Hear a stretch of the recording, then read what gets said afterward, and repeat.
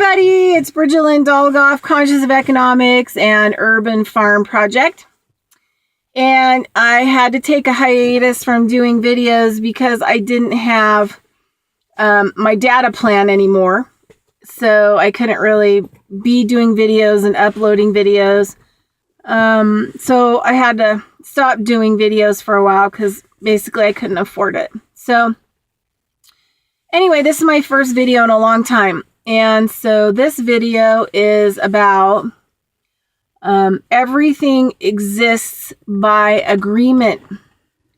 That agreement can be verbal or non-verbal. It can be just things that we've been trained and designed to do. And I'm going to put it into the context of something that probably is going to, make people grouchy. But so, for example, if I agree to something, whether I agree to it verbally or non-verbally, it is a contractual agreement. The problem is that then sometimes over time we get really angry about keeping these agreements. And so it stays alive. There's anger. There's sometimes resentment. And a lot of other things that go along with it by just accepting to do something because it's how it's supposed to be. The thing is, like, if we can't control what we agree to, and it sounds pretty harsh, but basically if we're agreeing to things without agreeing to them, making a conscious choice to agreement, these things get our energy and power, and they actually take our life essence away and shorten our life. This is shamanism kind of 101.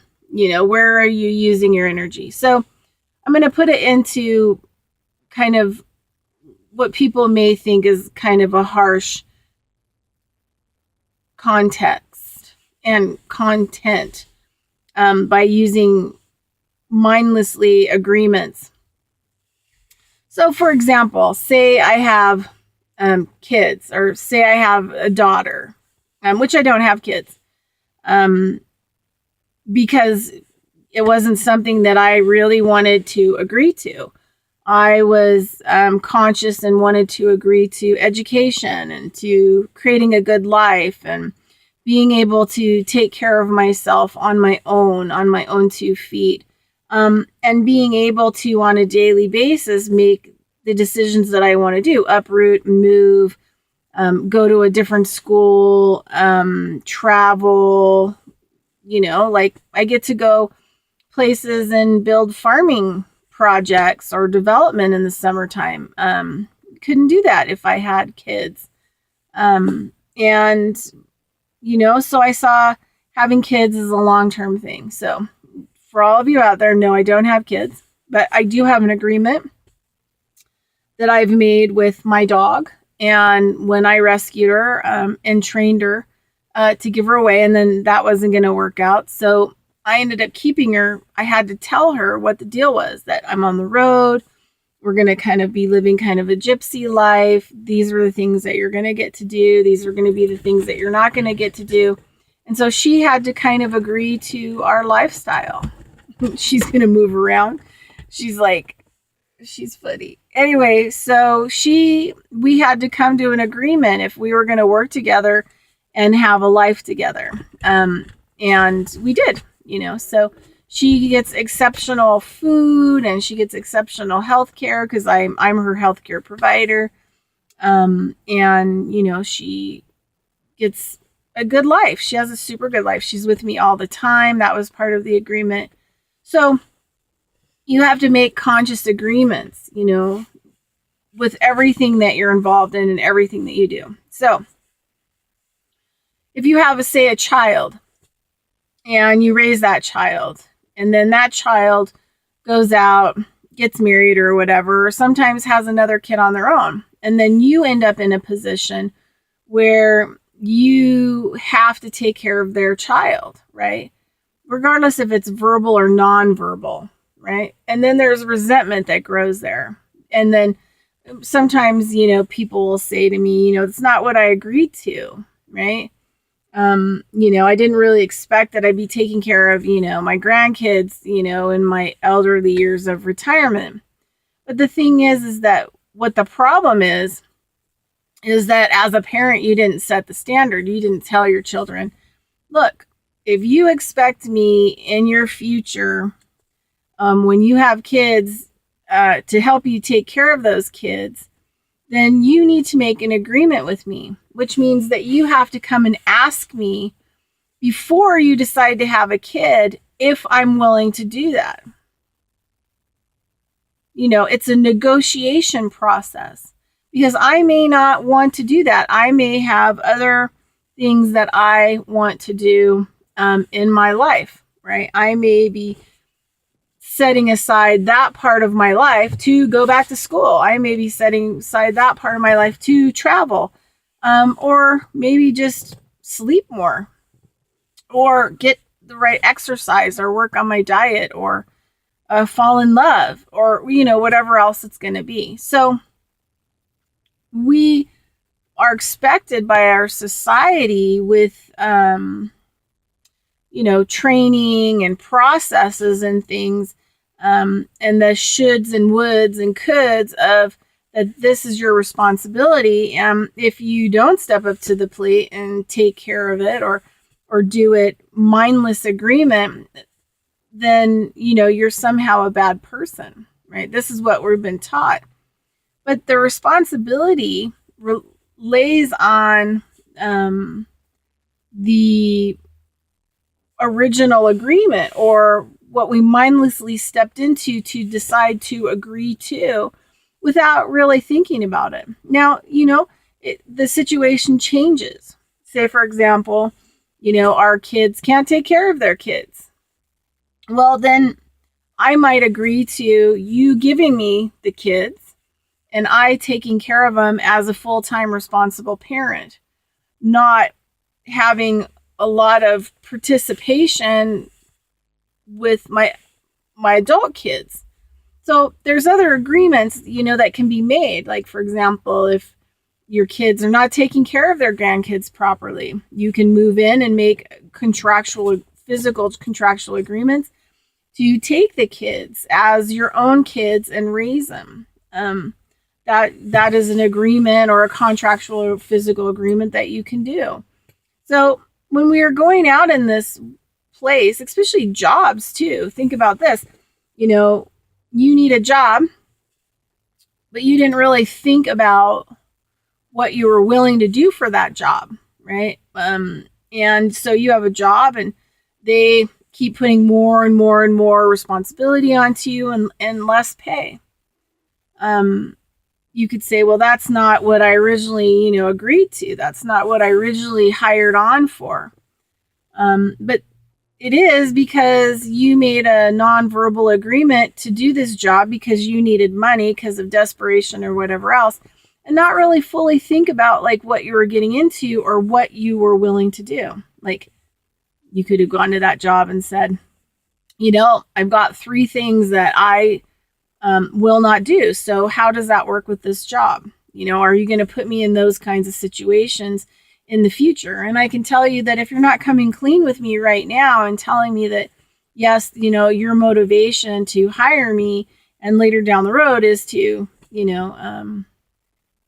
push my boundaries on these 3 issues, then I'm going to quit. It's going to be a deal breaker. So we should decide right now if this job's going to be right for me. For example, you may not want to work overtime, right? So if you're just getting a job and you're mindlessly not communicating, then you're agreeing to working overtime, right? Because it's not in your stipulation, because you don't think that you have any power to negotiate or make agreements in behalf of yourself, right? And so how it reflects with jobs and stuff like that. So you would want to put that up front, like, I'm not going to work overtime. And you don't have to give like a long excuse. It's just part of your agreement. And maybe over the course of your life, you've learned that working overtime makes you angry. It takes away from certain values that you hold in your life. so that you just know, period, end of story, that you can't agree to working overtime, right? So you have to really start thinking about how you feel about just different little things, quality of life. And those are where your deal breakers are and where your agreements are or are not. So we have to start focusing in on making agreements that benefit us, and that we're not agreeing to something we don't want to agree to just because it's the agreeable thing to do. Because it's not the agreeable thing to do. It does harm to ourselves. It does harm to whatever we're engaged in as and involved in with that agreement. And it puts, people want to talk a lot about the law of attraction. If you're angry all the time because you're agreeing to something that you don't agree to, but you're just doing it, what are you going to get more of? What you don't agree to. That's exactly what you're going to get more of. It's what the universe is going to send you, is more stuff that goes against your personal agreements, or because you don't know what those agreements are, because you're haphazardly wandering through life based on belief systems that you are sold in training. And I'm not saying that your parents are wrong or your grandparents are wrong. They got a pretty good harsh training in their life. So they're only going by what they learned.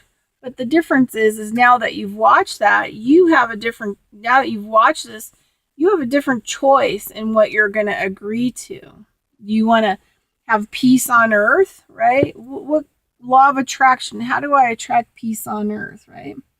Well, first thing you do is you don't engage in things that are going to make you angry, right?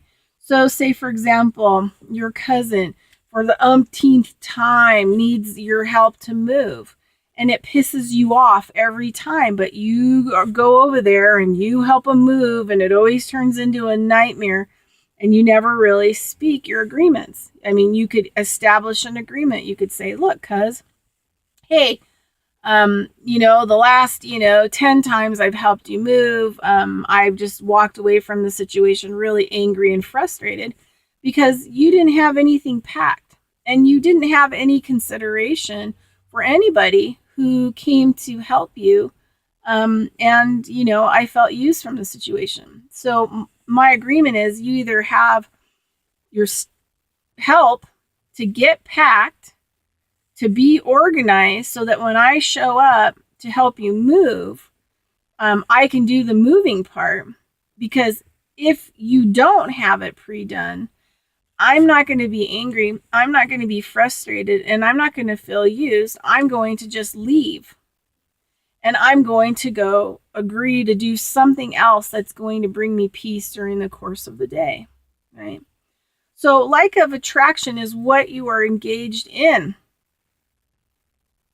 right? So sometimes doing the right thing is not the right thing, and it's not creating a new cycle of what you want, right? So you have to engage in that what you want. So I'm always working towards peace and balance. Those are the things that my native teachers have taught me, is really working on balance. Where am I at? And holding that spot of balance. So I know anything that's going to push me emotionally into negative places is not a good thing for me. It's not a good usage of my life force and energy in co-creation of new reality, right? So I just don't engage. And so as soon as I start to have clients, or I start to have situations that start to make me feel fatigued, edgy, anxiety, and all those things, I step away. And yeah, people get pissed off. They totally get pissed off. And do I end up getting help that I need in my life? Probably not. I mean, most of the time I've learned how to do a lot of the things on my own, which has been a good thing too. Not also having to rely on other people to keep agreements. Everything exists by agreements. So your whole life is one karmic chain of events that's never going to change. It's going to be the same freaking cycle over and over again. because you can't agree to do something else. You can't agree to make other choices. And sometimes you got to sit down with yourself and you got to figure out in each sector of your life, you've got to figure out what you want to agree to. And if you're not, that part of sector of your life is not in agreement with your real agreements, your internal dialogue and agreements, the new agreements that you want to put onto your reality, then sometimes you got to step away. You got to quit the job. You've got to do things that prove to yourself and to the universe and the law of attraction of what you believe, what you want, and what your desires are for your life and the co-creation of a new world. So it's tough. And so when the native people say you got to walk your talk and talk your walk, that's exactly it. What are you agreeing to? What are your agreements? What are you funding financially from your life essence energetic bank? Because you're only going to get more of that. And if it ain't good and you don't have happiness and peace or whatever your main focus is, and your main focus for yourself and the world around you, and then the co-creation of that onto the world and this reality, then you're probably going to have to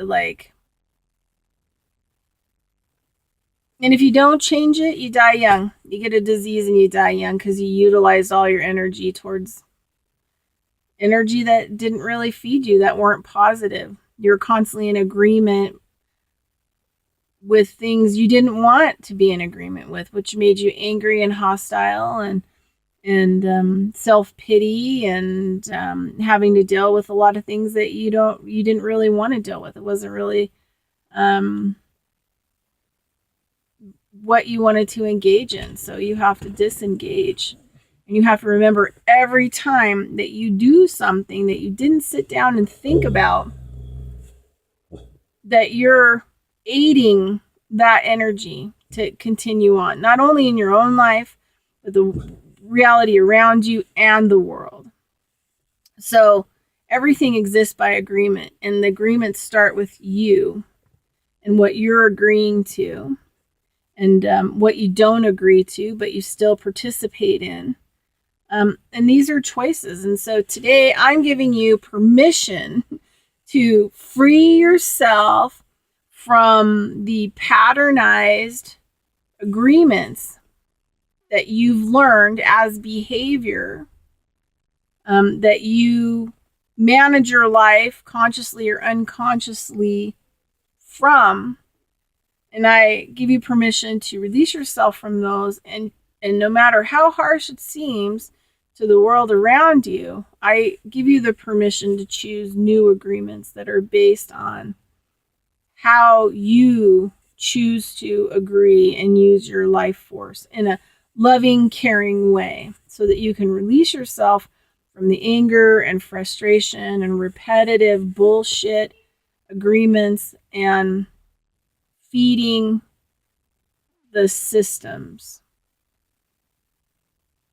with the negative energy and just feeling generally like shit all the time, right? If you're agreeing to positive things for yourself, and getting out of bad agreements, right? Then my dog, she's so funny. You hear her over here.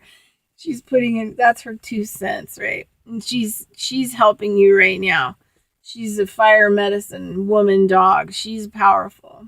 So she's helping you too right now to create new agreements or figure out what your agreements are, so that you know what agreements you don't want to engage in anymore, right? So not saying anything and walking into stuff is saying yes. Well, it's just how we do things, right? It's just how everybody in my family has done it, like we just, do this and we do that. Well, that's not a good answer. It's not a good answer. Why are you doing it? Why are you participating in it? Why are you agreeing to it? Why are you agreeing to other people's behavior that's not healthy and can be borderline dangerous? Keeping secrets, that's not a good agreement. That's a curse. Keeping secrets is a curse. Yeah, it's not a good curse. Because you're the one that knows the secrets, so you're the one that's stuck with the curse. And, keeping secrets from people is not good. People can't participate in making their own agreements. Comes to mind is, for example, years ago, I had a friend of mine who she was cheating on her husband.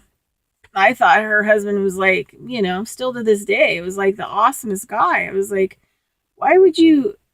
I mean, you could have made another agreement. You could have gone to your husband and said, look, no way I'm going to be able to work this relationship out with you. And I really want to have a relationship with somebody else. So I'm disagreeing to this marriage and we should get a divorce. Then she could have, like, after she was divorced, gone and, fuck somebody else. But she didn't do that, right? So, because she wasn't sure if she still wanted to hang on to her husband. It's like, if you cheat on your husband, it's pretty clear that you are using him at that point, right? So I told her. I said, she said, well, I just needed to tell somebody, So now I'm like, okay, now you're going to place your shit on me? Well, I don't agree to that. I don't really agree to, like, secrets. Secrets don't work for me.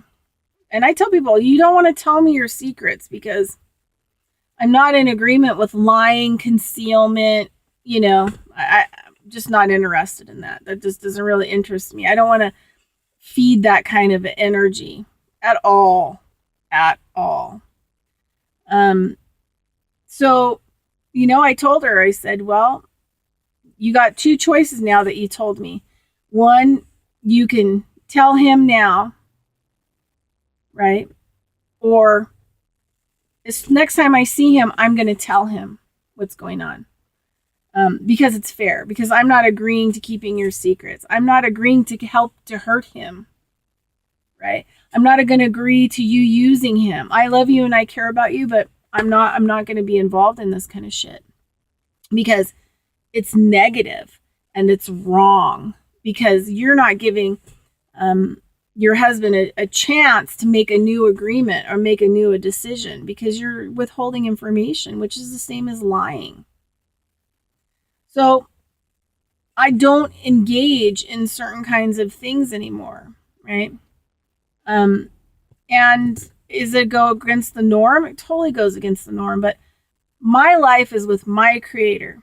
My life is with my Great Spirit. My life and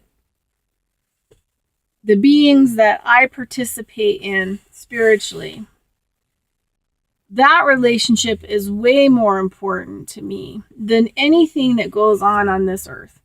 If my Creator says, you need to go over here and fertilize these trees and help these animals and pray over this area, I go right over there without hesitation. My Creator never asked me to keep a secret. My Creator, Great Spirit, never tells me to lie. It tells me to tell the truth. It tells me to see this world in an honest way. It tells me to deal with this reality as it is, which means every moment I have to think about how I'm participating in it and how I choose to participate in it or not, whether I'm going to agree or I'm not going to agree, and then hold my position for myself, for the highest and greatest good of myself, for the highest and greatest good of the Creator, for the highest and greatest good for the creation and all my relations on this planet. So I'm not beholden to the people of this planet. I'm not beholden to evil. I'm not beholden to a lot of things that go on in this reality.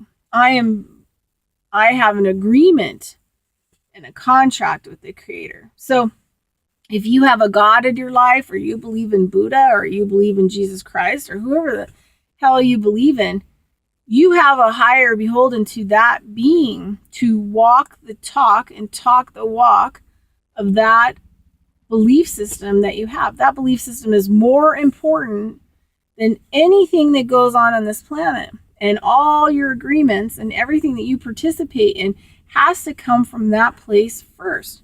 Instead of having been trained, manipulating, controlling, trying to get along with everybody else, which is overstepping your life essence, and you're losing your life and what you could actually initiate and implement in a positive way using your life force in this reality. Anyway, I hope you get that, and I hope that you understand that, but it's a super important understanding to get. And I've been working with that all things exist by agreement for a long time. It was in when I was in high school, I read Lynn Andrews' trilogy. Love those books. Still to this day, I love those books. And in the third book, she makes that statement towards the end: all things exist by agreement. And that's, I mean, what I just said is how it all boils down. Anyway, Bridget Lynn Dolgoff, Conscious of Economics and Urban Farm Project, and I hope that you can go out and live by your internal agreements from a higher place, and thus doing the work that you came here to do in a good way, and getting yourself, I hate the law of attraction, like attracts like, but once you get good with yourself and you get good with your surroundings, then you get good with the universe, you get good with God, you get good with the Creator, you get good with everything around you. But it always starts with you. So agree to something that you can actually agree to, that you really want to agree to, and stop agreeing and participating in things that you don't agree to, that do not make you feel good.